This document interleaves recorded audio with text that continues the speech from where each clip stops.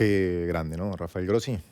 Interesante lo que acabas de mencionar, que dijo, sobre todo en una zona bastante complicada, lo vinimos tratando en los últimos días con respecto a Irán y la zona de influencia. Sí. No solamente de Irán, a ver, para una guerra se necesitan dos contendientes. Claro.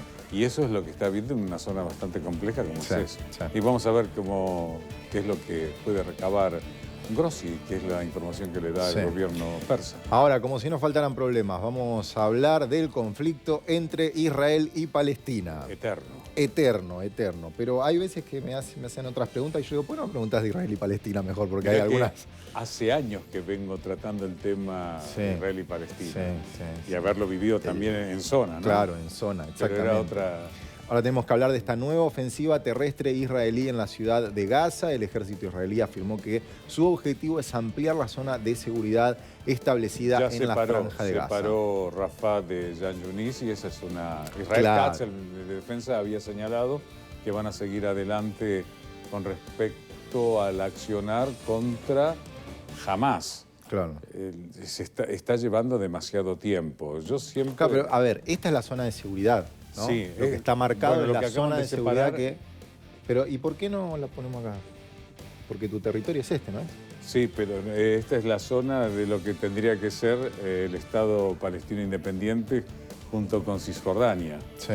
Pero en realidad lo que hace que esta zona de seguridad haga que la gente tenga que ser desplazada. La verdad que la vida de los civiles palestinos... Esta la desplazaron para acá, la desplazaron para allá, la desplazaron para...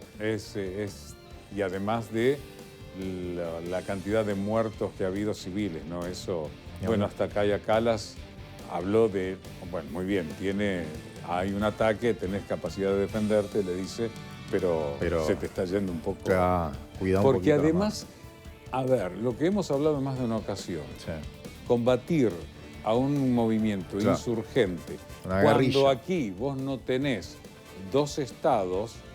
No te olvides que Menachem Begin, antes de ser primer ministro, fue el que puso la bomba en el King David Hotel. Claro. También había actitudes de terrorismo, si querés, antes de la conformación del Estado hebreo. O el Hogar Nacional Judío, como hablaba Teodoro Herzl, ¿no? Sí, pero a ver, te hago una pregunta. Naciones Unidas hasta ahora lo que ha resuelto históricamente es la creación de la Autoridad Nacional Palestina y la creación de un Estado palestino. Exacto. La creación de un Estado hebreo y de la Autoridad Nacional Palestina, de un Estado palestino también. Claro, o sea, el mundo estamos de acuerdo en que la solución tiene que ser de dos estados. Sí, pero no todos los poderes están de acuerdo con la conformación de dos estados.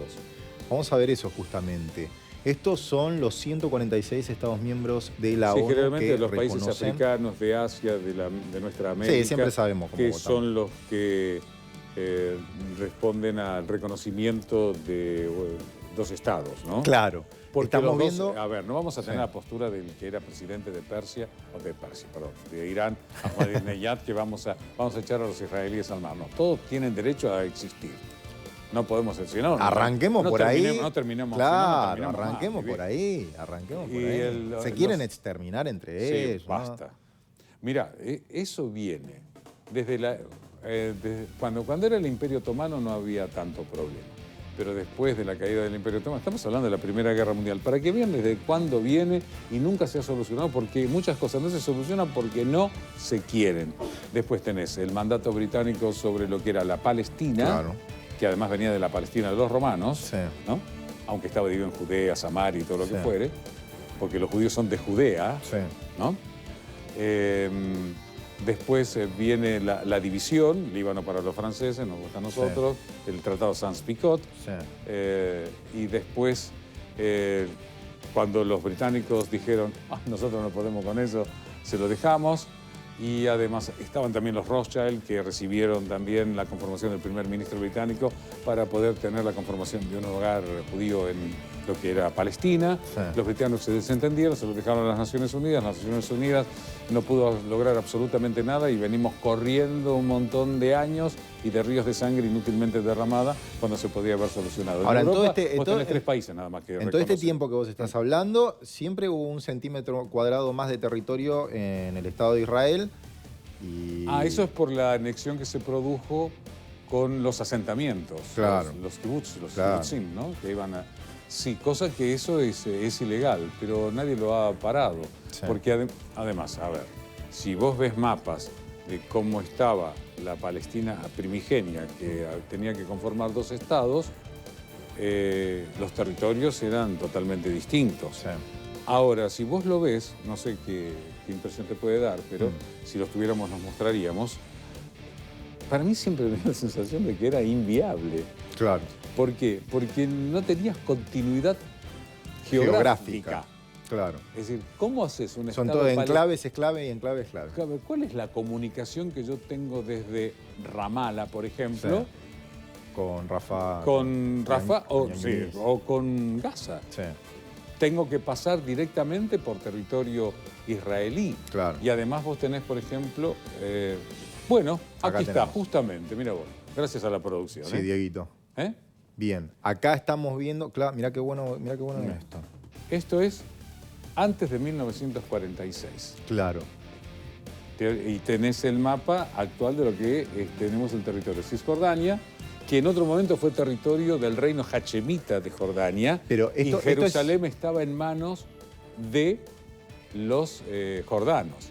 Y lo mismo que la mezquita de Al-Aqsa. Pero esto en verde, palestino. No. ¿Quién lo administra? Todo era Palestina. Ponele todo. ¿Y quién lo administraba acá? Y antes los británicos. Los británicos. Y estas son algunas zonitas. Bueno. Bien, israelíes.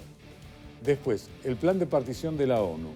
Vos te das cuenta que en el caso que le tocaba a los israelíes, ¿cómo pasa por acá? ¿Y cómo vuelvo para este lado? La verdad está mejor dibujada la frontera de África que... Sí, totalmente. Que esto. Igual, perdón, las fronteras del Oriente Cercano, Medio Oriente como lo llaman los yanquis, sino el Oriente Cercano, cuando vos ves algunas de las fronteras totalmente rectas, es que verdad, se trazaron con una regla. A ver, esta parte es para mí, esta parte bueno, para... pero escúchame, hubiera servido más que esto. Mirá lo que es este dibujo, sin continuidad. Y mirá cómo va creciendo la mancha amarilla. Esto es lo que yo te decía. Es Israel. Claro. Es decir, hasta que después se toma, y esto lo vas teniendo en 2010. Claro, pero mirá la diferencia, Pero lo que yo te decía es, si vemos los 46 ves que es para mí. Sí. Cualquiera de los dos es inviable. Claro. Porque no tenés continuidad geográfica. Claro, además, en este no tenés continuidad geográfica y en este tampoco. Y encima, fíjate, la dimensión de territorio que estamos hablando, y la cantidad de gente que está muriendo en esto que es la Franja de Gaza. 50.000 hasta ahora. Muchos civiles. ¿Y cuántos están desplazados yendo y viniendo acá? Y bueno, Israel, se quedó con todo esto. Y además, lo que pasa es que, por ejemplo, en el caso de Jerusalén, que tiene una connotación religiosa muy grande, muy grande, para 3 religiones. Claro. Sobre todo, no sé qué pasará en la Semana Santa ahora con la situación. Que no pase nada. Porque en realidad, vos fíjate, si vos vas a la iglesia del Santo Sepulcro, las llaves de la puerta de la iglesia la tiene una familia árabe desde históricamente. Mirá. El de las puertas, donde tenés el sepulcro, ¿no? Entrás a la derecha, cuando entras tenés seguramente la laja donde dice que ahí Cristo estuvo yaciente, y el sepulcro cuando entras lo tenés bajando hacia tu izquierda. Cosa que a los cristianos nos mueve. Totalmente. Porque en este lado tenés el Gólgota, donde hay una cruz grande, donde se supone que estuvo crucificado, y después vas avanzando donde tenés los sepulcros típicamente judíos, excavados en la roca, circulares, humildes, y después el Santo Sepulcro lleno de mármol y todo. Es decir, pero esto no era... Ahora, Jerusalén, o Al-Quds, como lo llaman los árabes, tienen una realidad religiosa muy importante. Para los israelíes es lógico que sea la capital eterna del Estado de Israel. Para los cristianos, como había propuesto un papa, que fuera una ciudad internacional, y para los árabes queremos la parte este. Claro. Donde está Al-Aqsa y el templo del rey, de lo que fuera el templo del rey Salomón. ¿Qué pasa?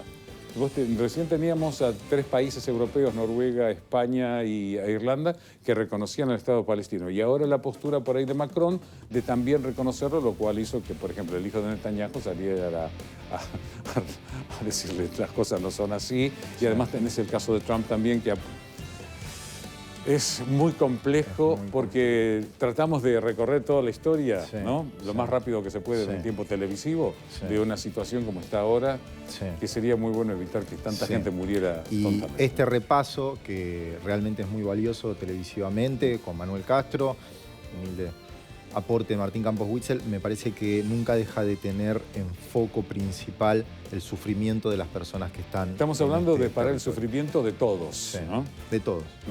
Y eso que no estoy hablando todavía de las alturas del Golán. Podríamos, pero las alturas del Golán ya es otro tema que incluye a Siria. Y con mucha actualidad. Mucha actualidad. Bueno, vamos a seguir con más.